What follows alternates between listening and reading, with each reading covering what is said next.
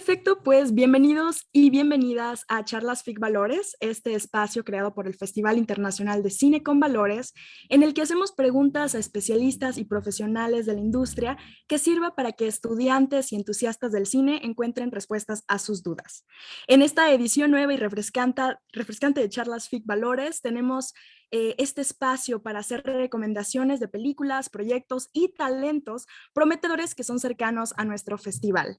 El día de hoy nos acompaña el actor Andrew Forner, mejor conocido por su personaje de James Taylor en la película When You're Gone, escrita y dirigida por Rafael Altamira, la cual se estrena en pocos días en el cine Cinemex aquí en Guadalajara.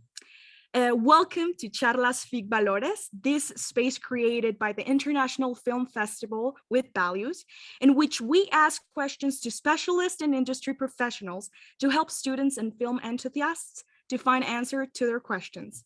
In this new and refreshing edition of Charlas FIC Valores, we have taken advantage of this space to make recommendations for promising films, projects, and talents that we consider close to our festival. Today, we are joined by Andrew J. Forner, and so I'm going to give a little introduction about who he is. He's a Midwestern American actor, originally from Chaska, Minnesota.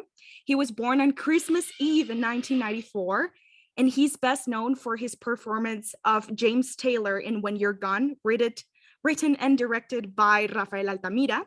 He began pursuing his career as actor at the age of 18 in Minneapolis, Minnesota, before moving to Los Angeles, California in 2015, where he currently still resides. Hello, Andrew, how are you? Hi, Cecilia. I am doing very, very well. Thanks for the little introduction and for having me on. How are you guys? We are doing great. It's an honor to have you here. Thank you for all your time and your support. And so I did give a little introduction, but I would like for you to just tell us a little bit more about who you are and just, give yourself a little introduction. Okay, yeah, you got it. Like you said, I'm originally a Midwestern boy from Minnesota, who I first started acting like after high school. It wasn't something that I ever really thought I was going to do with my life. I actually thought I was going to join the military. That was my plan. Yeah. And then my mother was the one who she was really, I don't want you to do it. Is there anything else you want to do, you want to pursue? And I used to make these, little fun videos with my buddies when I was a kid. And she was like, hey, you love doing that. And I did like plays when I was really young. So she brought up acting and she found a little school in Plymouth, Minnesota, which nobody has probably ever heard of. And I went to it and yeah, I ended up falling in love with it. It was amazing. That school led me to a competition that took me to LA for the very first time in 2014. Once I came to Los Angeles, that's when I really fell in love with the city. And I decided I wanted to relocate and to really, try to pursue this. I knew Los Angeles was the place to be. So I just packed everything. I came out here, didn't know anybody. I ended up at another school, a film academy here, which coincidentally Rafael went to as well. It's called the New York Film Academy. So they do both filmmaking and acting. He did the filmmaking, I did the acting, and they have different locations. He was in New York City. Mine was here in Burbank, California. After that, I just started working. I started slowly going to auditions and doing student films and, doing like commercials and then series and bigger commercials and bigger productions. And finally in 2020, When You're Gone came along and completely changed my life. It was the first lead in a feature film that I had ever done. Just an incredibly intriguing story. The character James, he's so much is going on. Like he's so much depth and things to play with. And yeah, since then that led to my second feature film. And yeah, I'm really, really excited that it's finally coming out. The premiere actually was just yesterday. I wasn't able to make it. Unfortunately, I'm working on another, a Peacock original series here in LA. So I couldn't quite get the time to fly back to Guadalajara to be there. But like almost the rest of the cast was there. Rafa was there, the producers, and everyone said it went amazing. So I'm super happy. And yeah, I'm excited to see what happens next. Absolutely. Well, first of all, congratulations for all your career and this movie that just came out. And we are trying to promote and tell to people to go then watch it. And so I was going to tell you, oh my gosh, so weird how this happened, because for instance, we had the pleasure to interview Kelsey McDonald a couple weeks ago. Okay. And so when we were talking about her, she always knew she wanted to be an actress. So it's really cool how you said, like, I wasn't sure what I was going to do with my life, right? And just came out in senior year when you're in high school, I imagine. And so first, you kind of like went a little further, because I was going to ask you how, like, being an actor at 18, does your mom had like a love for theater and like love for movies, or in your family is there a type of like people who have work in that area? What is it like? Actually, no. Nobody had anything to do with the film industry, other than for a short amount of time, my mom was a host for a local TV like show in Chaska, Minnesota. So I mean, she knew like what it was to be in front of the camera and things like that. But other than that, like my dad and his whole side of the family, they were farmers in Minnesota. So nothing to do with film industry. None of my like immediate family is in it at all. And yeah, it wasn't something that I ever thought this was going to be the path that I took. But it's just, once I came here, I just was like, okay, this is it. This is what I want to do. And now I can't see myself doing anything else. I couldn't do anything else. Well, first generation, your family must be so proud of you and cheering With up for this, you in Minnesota. And the yeah. other thing is that sometimes for a lot of people who want to pursue a career in acting or performing Mhm. arts, and they are not precisely in like big cities, for instance, in United States, Los Angeles or New York, or in Mexico City, for instance, that they are located in little towns. How does that work? Because that's really interesting, because as you were saying, there's no one who really is in the field like next to you. So Yeah. how do you approach, to that field even? And so, yeah. Oh no, sorry. Keep going. Well, no, I was just gonna like giving you an introduction. Got it. Yeah. Well, the first year that I was really trying to pursue acting and I was getting my feet wet was in Minneapolis, Minnesota, which is not, a large film industry. Like they have maybe 4 agencies or something like that. I'm just speaking for acting. And that's it. So not too far away from us is Chicago. And Chicago has a little bit of a bigger presence with like commercial filming and print work. So in the beginning, it was I wasn't even really doing like acting. I was doing like modeling jobs, just photo shoots in front of the camera, things for magazines or whatever.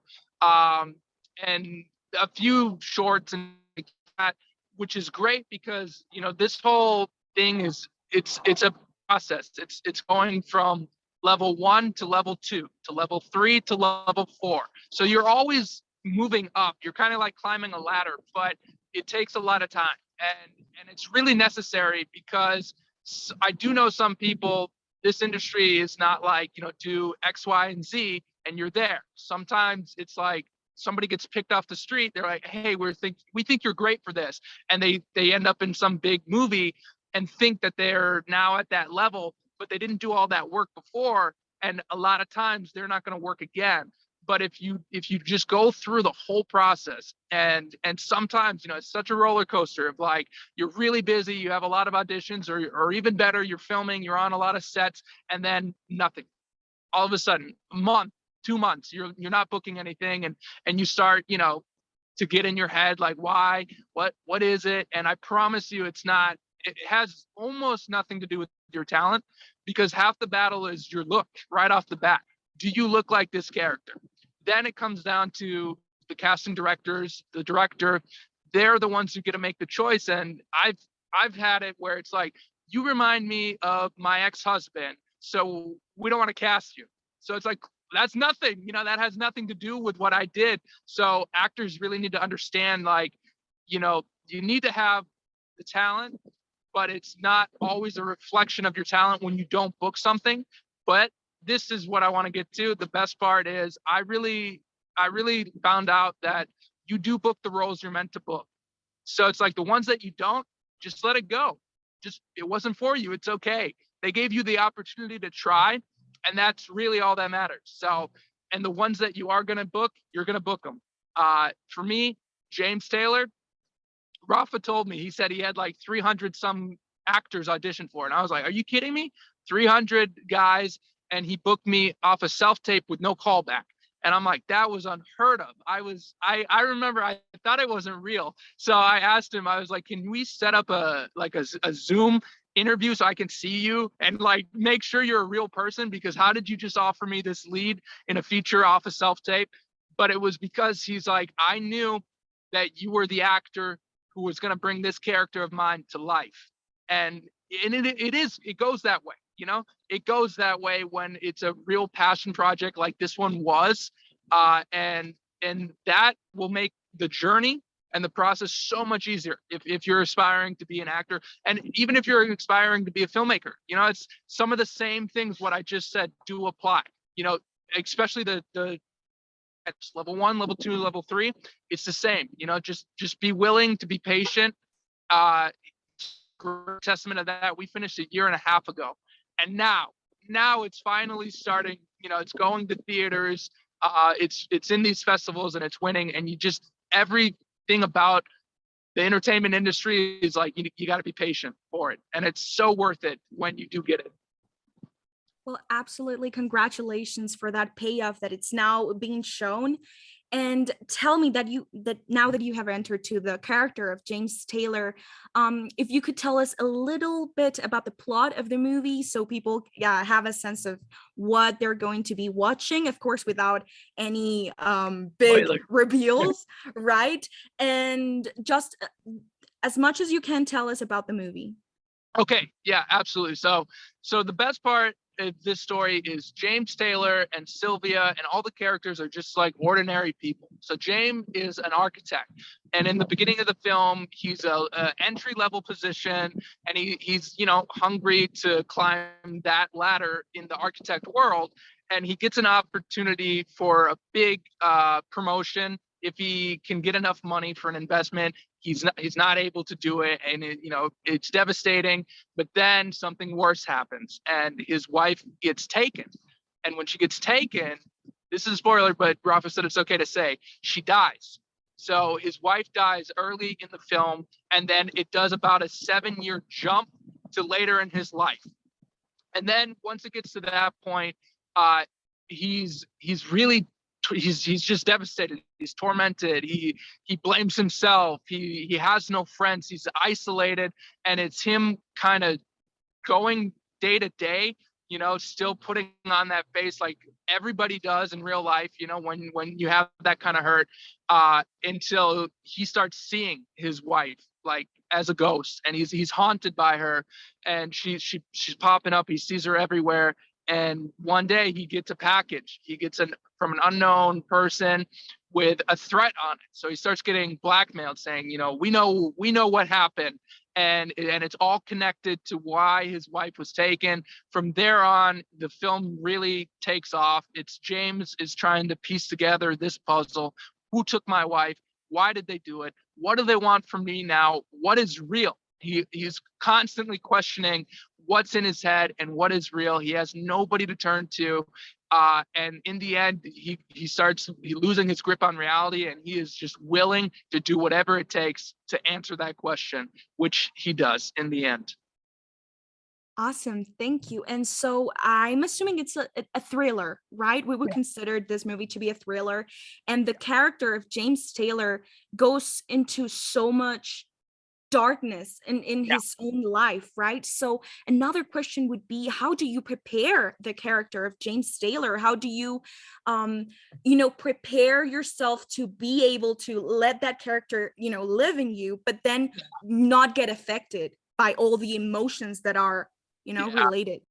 That's an excellent question. Actually, when I finished filming, for about a month, I felt weird. I really, truly did. I remember talking to Rafa about it, because he and I, we're very close now. Like, we became such good friends. And when I came back, it was this like almost a piece of me missing feeling, because it was such an intense character and our shooting schedule as well. It was only 30 days that I was in Guadalajara, and we were pushing 16-hour days, sometimes more, like 4 or 5 hours of sleep. And he's in 120 scenes out of 126. So there was no rest. I was taking naps in between takes. And yeah, I really, to make him believably in the way that he needed to be.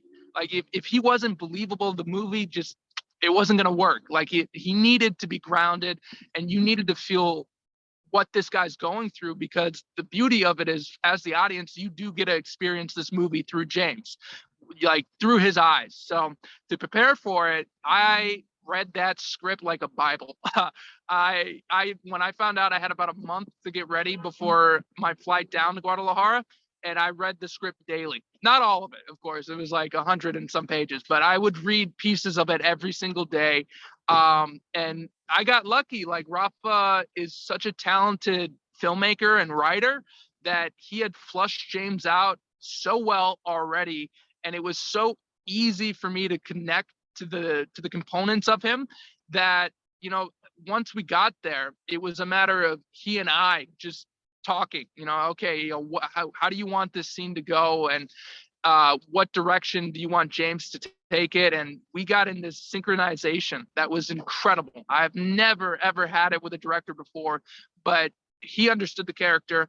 I understood him the same. And then it was just a matter of like tuning it, like how far is he going? How, do we need to reel it in? And like, then that was it. Like we had this thing on set where it was called the one take wonder, because we got into such a habit of getting scenes in one take.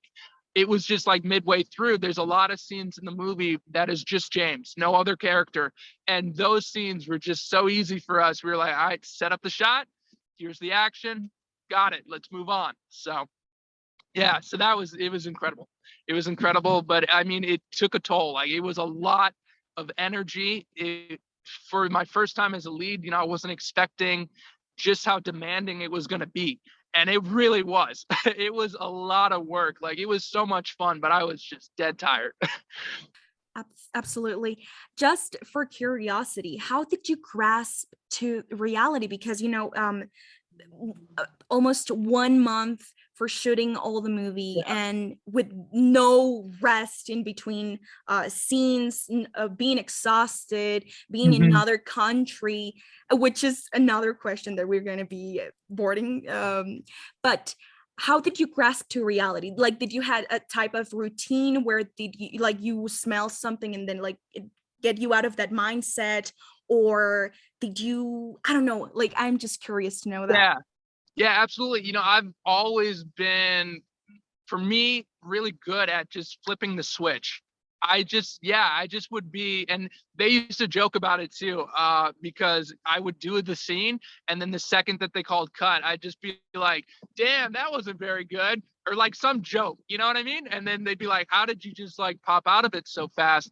And I don't know what it is, like why I'm able to do that, or how I could like try to like guide another actor to get there. It's just kind of something since I started this that came naturally to me. Now, to get into like a really dramatic scene, sometimes I need like some time. There's one, it's not a spoiler, so I'm going to talk about it. The hardest scene in this whole damn movie was a laptop scene. When his wife is taken, she's being held hostage. The guys who took her have like a webcam that they're sending a live video that my character James is watching alone in his room on a laptop.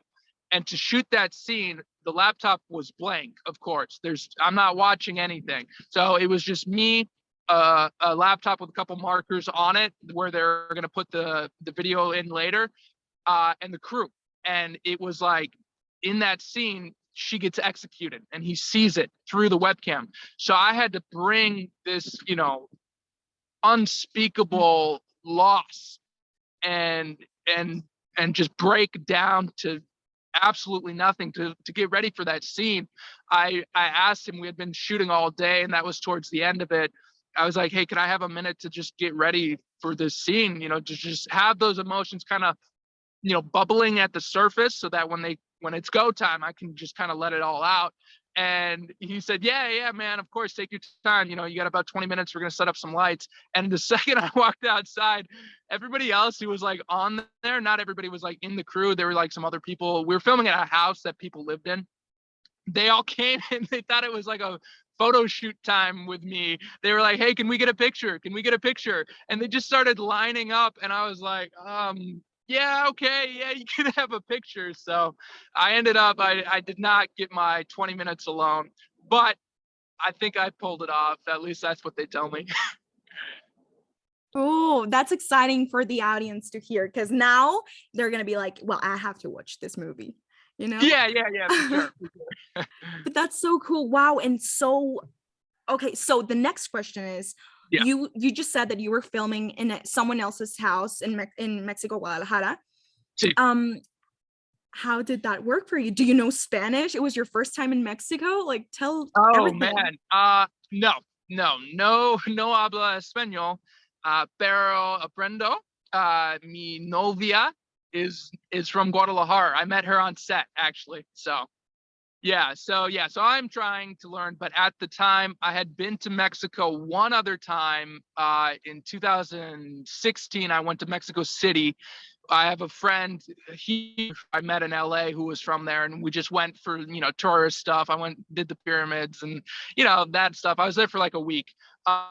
And then it was 2020, and I had never been to Guadalajara, which I love that city. That city is beautiful. Is that where you are right now? Yes. Okay, perfect. Yes. So yeah, it was just, I thought it was going to be like a bigger issue, you know, of like, I'm going to need to talk to people and communicate, but it ended up being so little time off of set that I really didn't have to worry about it too much, because everyone on the set did speak English. So it was, you know, when they needed to talk to me, they were speaking to me in English, which was awesome. But it was super cool. There were a few days where I did have like a day off, and I'd go to like a coffee shop and I'd order something like in Spanish on my own, and a lot of guessing. I'd just kind of point to something on the menu and I'd be like, I want to try this. And it was always good though, by the way. Like, I loved everything that I got. Oh, that's awesome. But it was really cool. You know, I that's the first time that I'd ever gotten flown elsewhere to film, which was something cool in itself. Like, to be like, they, you know, this production wants me bad enough to fly me to a country, and they set me up in a hotel and everything. And that was just crazy. And in the middle of the beginning of the pandemic, I just couldn't believe it, you know? Like, it was just, all of it felt so unreal to me. But now I'm looking back and I'm like, no, this was, you know, so meant to be. And this was like kind of what I had been waiting for. Like, when I first read the script, I saw the potential of like, this could be a big break moment. But there's a lot of factors you don't know yet, you know, until you meet the crew, until you meet your co-stars, you're not really sure how this thing's going to play out. And then I got even more lucky, and I met those guys, and I knew, I was like, damn, okay, we're going to make something really special. And now to see it I mean, we've been in London, we've won awards, we've won in Rome, we've won in Istanbul, we've won in New York City, we've won in St. Petersburg, Russia. Like, we've been in so many large film cities and just sweeping away wins. And now a theatrical release. I mean, an independent getting a theatrical release is so difficult.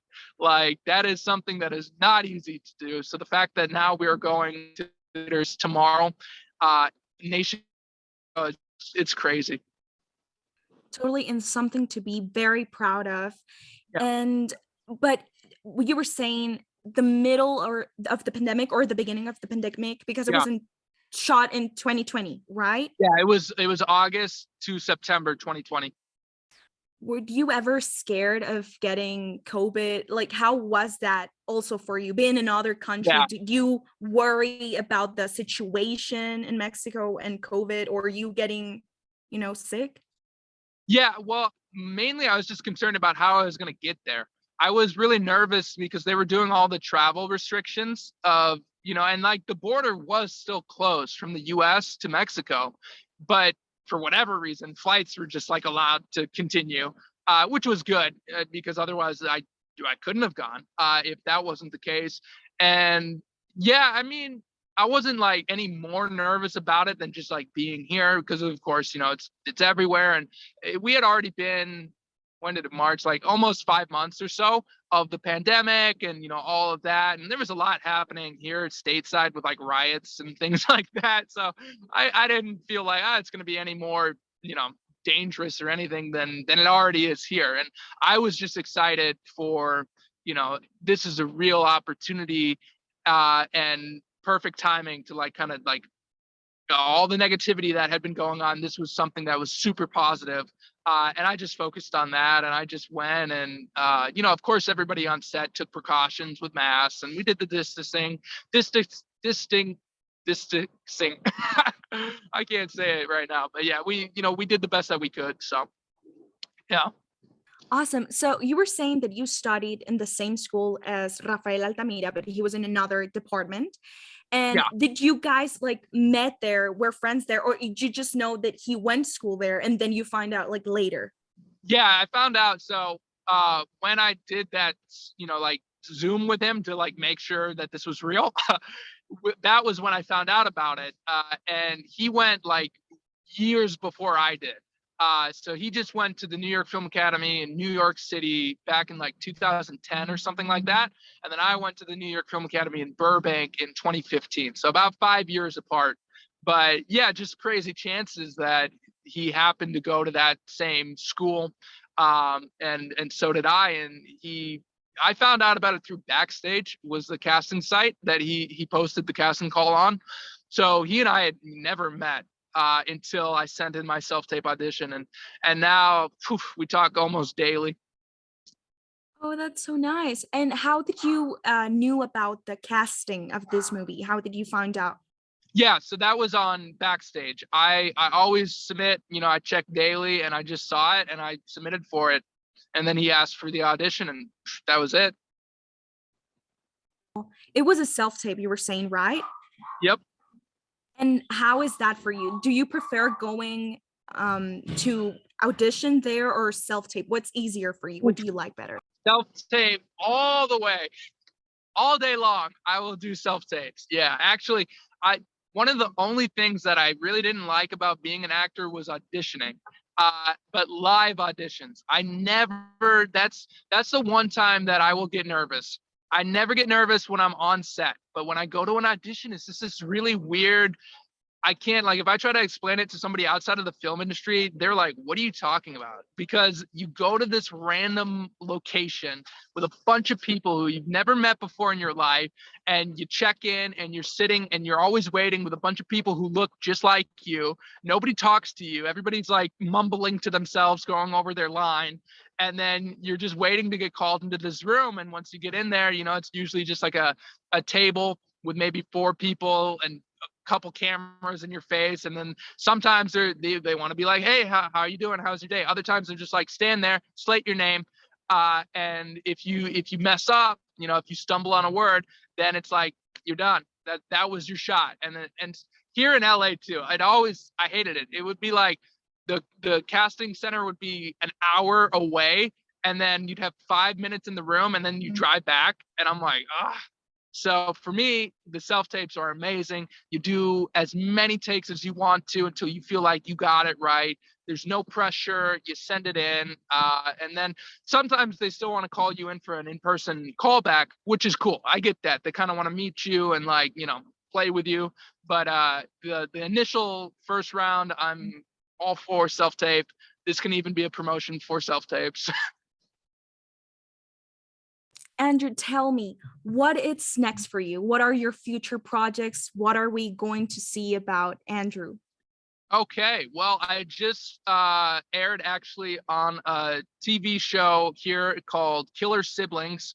I just did an episode of that. I'm now currently filming, and why I couldn't be at the premiere, for the Wild West Chronicles.